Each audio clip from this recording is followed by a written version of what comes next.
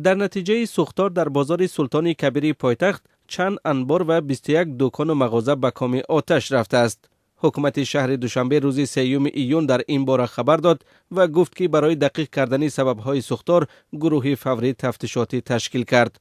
حکومت پایتخت میگوید بر رهبریت بازار سلطان کبیر دستور داد که در کوتاه‌ترین فرصت مسئله پرداخت جبران به صاحبکاران ضرر دیده را حل کند. یکی از صاحبکاران سلطان کبیر که دکانش شب گذشته سوخته است گفت که ملاقات با نمایندگان شهرداری صبح یکشنبه برگزار شد. سلطان کبیر یکی از بازارهای بزرگ در پایتخت تاجیکستان شب 2 ایون آتش گرفت. مقامات گفتند که سوختار ساعت 8:30 شام سر زده، بعد تقریبا 4 ساعت آن یعنی ساعت 12:15 شب پر را خاموش کرده شده است. در شهرداری دوشنبه گفتند که سوختار در طبقه یکم بینای 6 آشیانه مرکزی سودا به وقوع پیوسته مساحت 1230 متر مربع را فرا گرفت.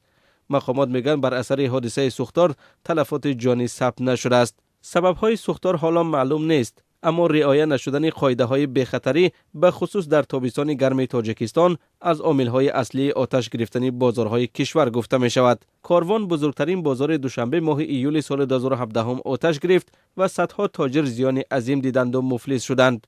بازار ناحیه فرخار هم تابستان همان سال آتش گرفت و صدها نفر مال و اموال زیادشان را از دست دادند.